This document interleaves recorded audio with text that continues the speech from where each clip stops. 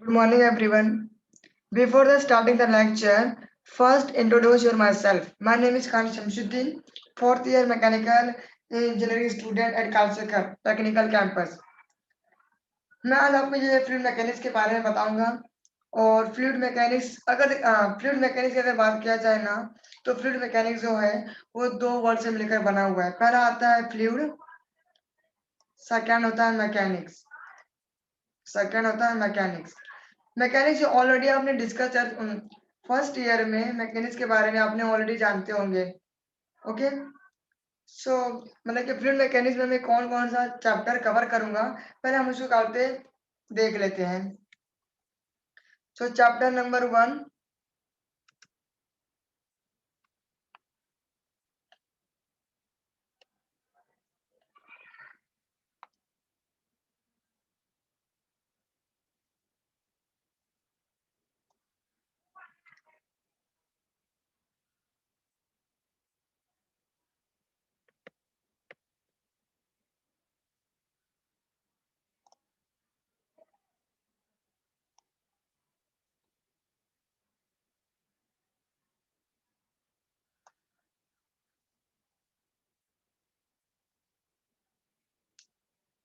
One minute sorry.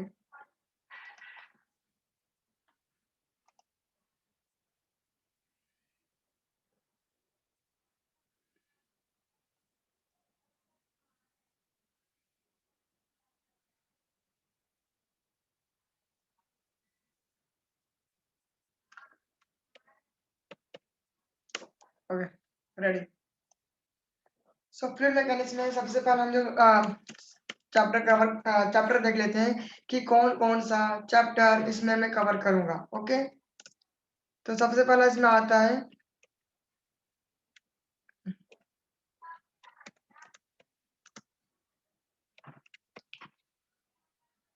Second chapter होता है pressure.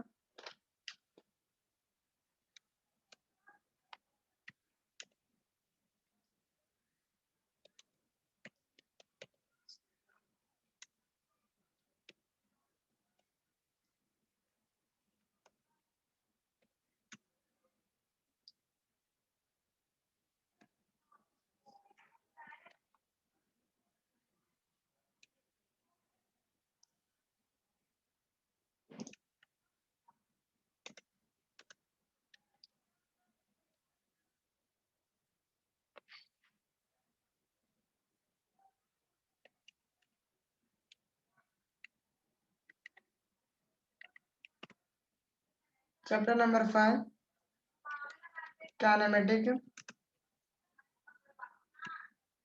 Of fluid and ideal flow. Chapter number 6, dynamic of fluid flow. Chapter number 7, viscous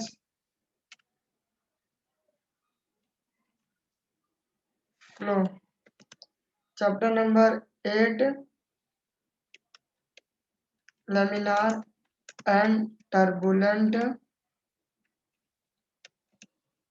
flow. Okay, so let's start the chapter number 1.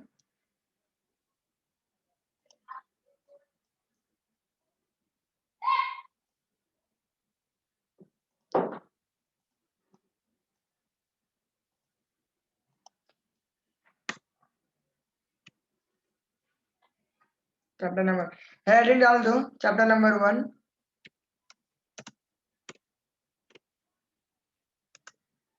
Properties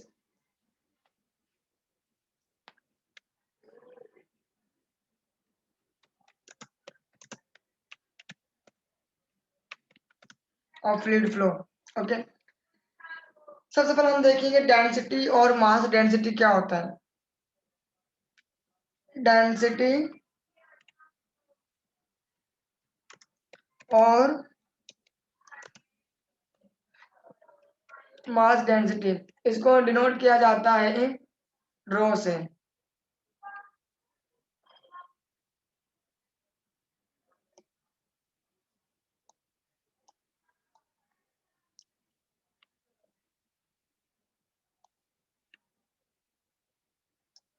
okay,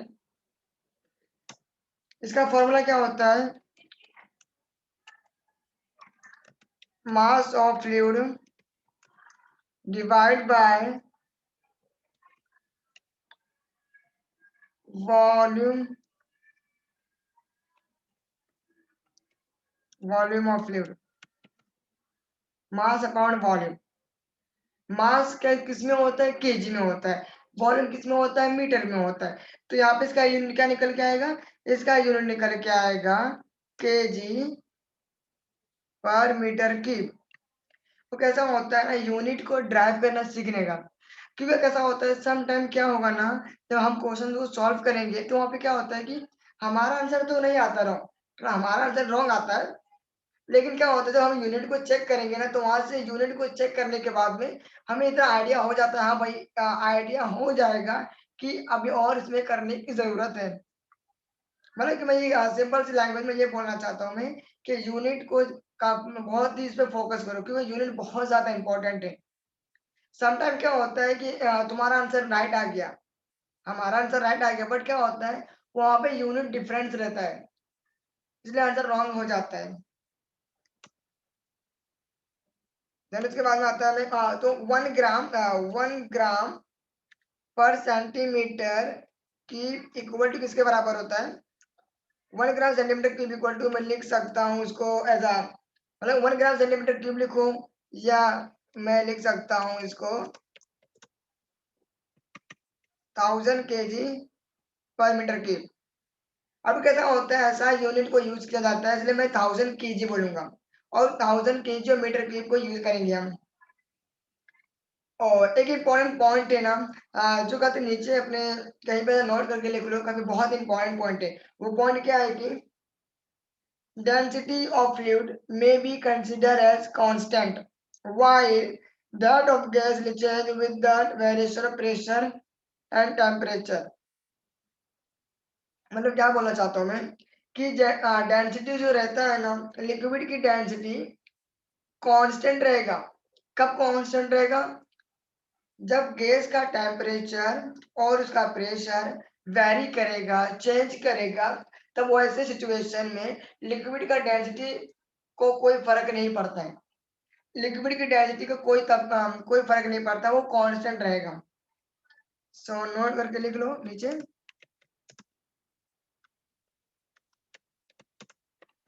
density of liquid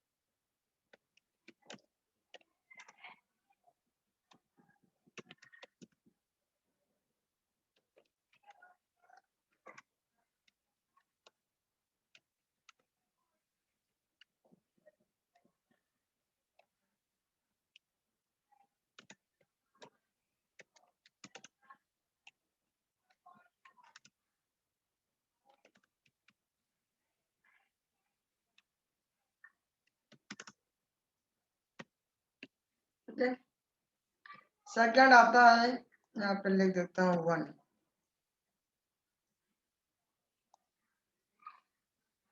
second क्या होता है? Specific weight और weight density.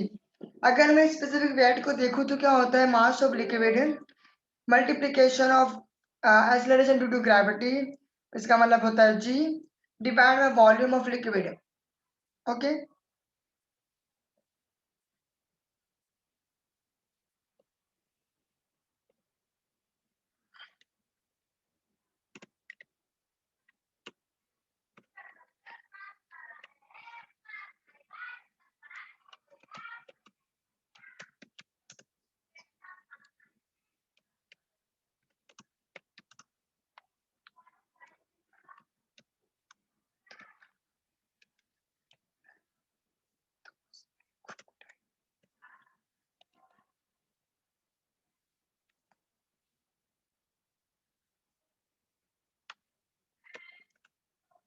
mass of liquid multiplication of acceleration due to gravity divided by volume of liquid।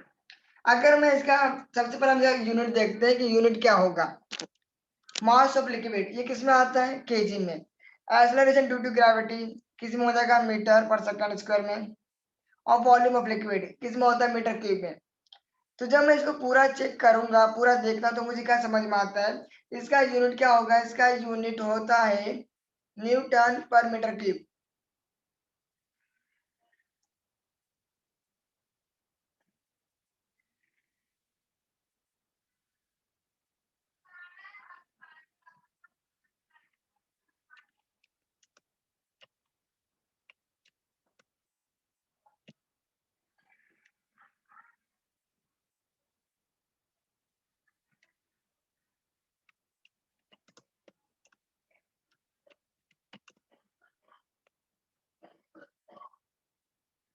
यार देखो कैसा होता है, जब मतलब कैसा होता है, जब आप ना इसको नंबर ऑफ टाइम रिवाइज करोगे ना, तो मतलब ये सब याद करने की जरूरत नहीं पड़ेगा, क्योंकि ये सब हमारे जुबान पे आ जाएगा।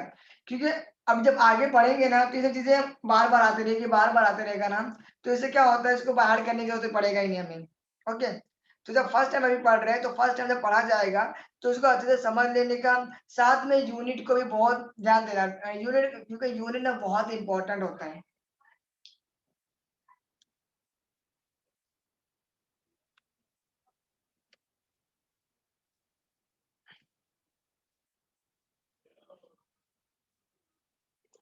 और ये जी की वैल्यू होती है, सॉरी ये स्मॉल जी की वैल्यू, स्मॉल जी होता है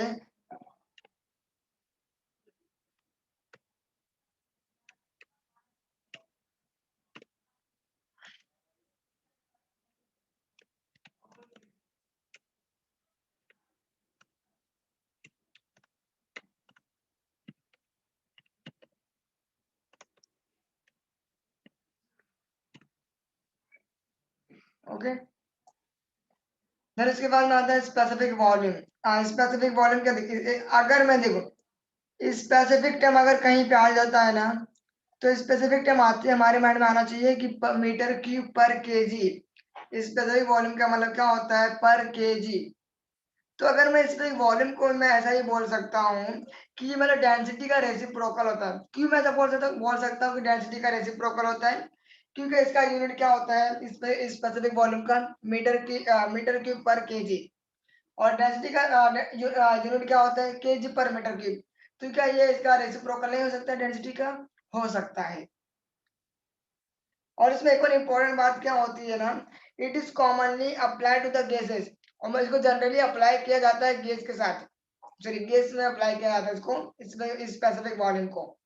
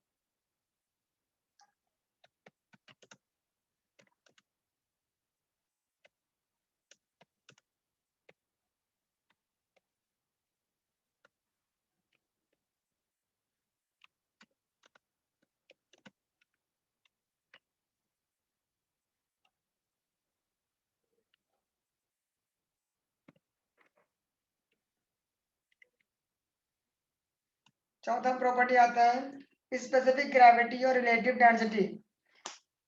स्पेसिफिक ग्रेविटी और रिलेटिव डेंसिटी क्या होता है, density of fluid divide by density of standard fluid. जैसे मतलब मान लें क्या होगा, जब आगे हम क्वेश्चन सॉल्व करेंगे ना, तो अभी आपको अच्छे से अंडरस्टैंडिंग क्या होगा, जितने भी कंफ्यूजन सब क्लियर हो जाएगा। जैसे फॉर एग्जांपल अगर क्वेश्चन सॉल्व किए, या जैसे कि कोई क्वेश्चन में आ जाता है, मतलब सपोज फॉर एग्जांपल अगर मैं बोलता हूँ specific gravity x y z fluid है, और उसका स्पेसिफिक ग्रेविटी 0.8 है, 0.8 है, स्पेसिफिक ग्रेविटी 0.8 है, लेकिन वो लिक्विड की कैटेगरी में आता है, यानी वो ऑयल है।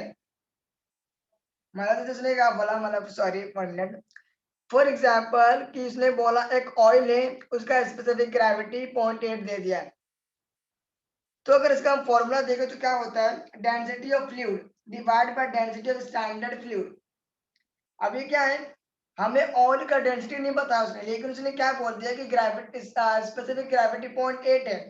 तो स्पेसिफिक ग्रेविटी 0.8 और मतलब कि ऑयल कौन सी कैटेगरी में आता है, लिक्विड की कैटेगरी में। और जैसे मैंने क्या बोला कि वाटर का डेंसिटी क्या होता है, वाटर का डेंसिटी होता है 1000 kg पर मीटर क्यूब। तो इसका मतलब क्या होगा कि जो क्रॉस मल्टीप्लाई करेंगे, तो क्रॉस मल्टीप्लाई जब किया जाएगा तो उससे क्या होगा, 0.8 इंटू 1000 कितना हो जाएगा, 800 kg पर मीटर क्यूब हो जाएगा। और ये डायमेंशनल लेस क्वांटिटी होता है।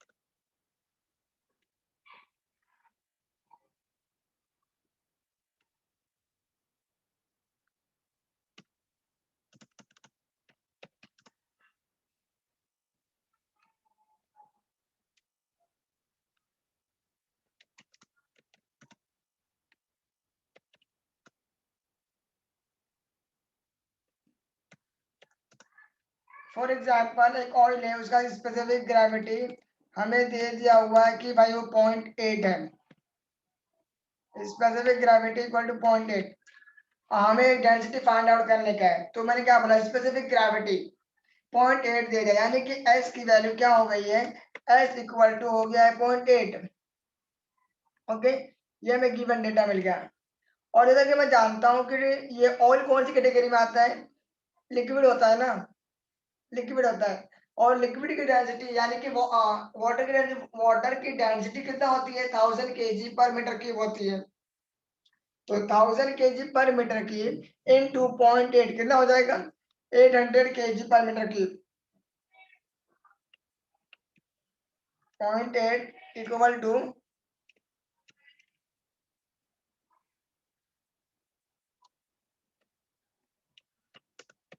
Density of oil divide by 1000।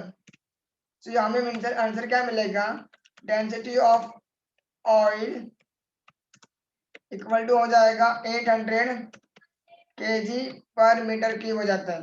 Okay, और एक और बात बता देता हूँ, यहाँ पे लिख लो नोट करके, ये डायमेंशनल लेस क्वांटिटी होता है।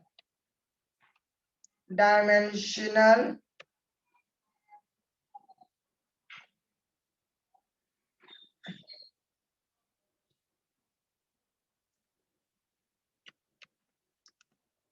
डायमेंशनल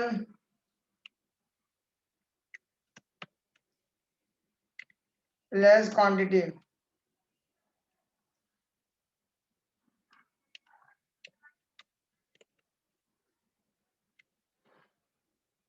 ओके, सो आज के लिए इतना सेक्शन हो गया भाई, और नेक्स्ट टाइम हम इसके आगे डिस्कस करेंगे। Okay, thank you.